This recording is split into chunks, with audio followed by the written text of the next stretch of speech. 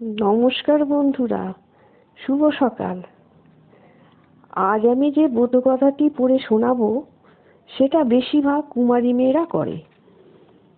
আধুনিক যুগে মেয়েদের রূপ ও সৌন্দর্যের জন্য পার্লার বা সেলুন হয়েছে, কিন্তু তখনকার দিনে মানে আমাদের মা, মাসি বা আমাদের সময় এইসব এত ছিল না।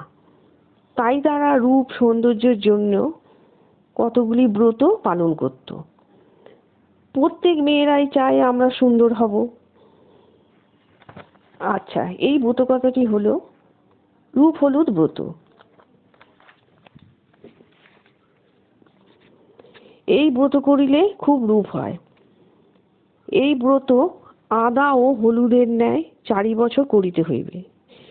চৈত্র মাসের সংক্রান্তিতে সকালে একজন এওর কপালে বাটা হলুদ ছোঁয়াইবে, বিকেলে তার চুল বাঁধিয়া সিঁদুর পরাইবে, কপালে সিঁদুরের ফোঁটা দিবে। এই রূপে সারা বৈশাখ মাস করিবে। তার পরের বছরে চৈত্র মাসের সংক্রান্তিতে 2 জন করিবে, তৃতীয় বছরে 3 জন, আর শেষ বৎসরে 4 জন।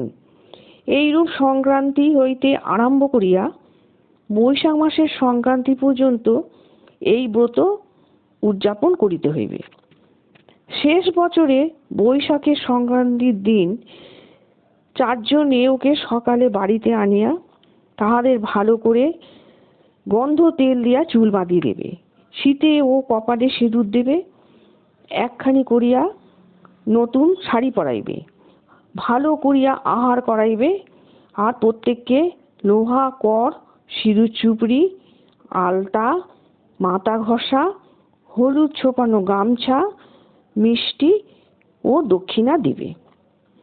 এইভাবেই 4 বছর করে এই রূপ হলুদ ব্রত সম্পন্ন করিবে। নমস্কার।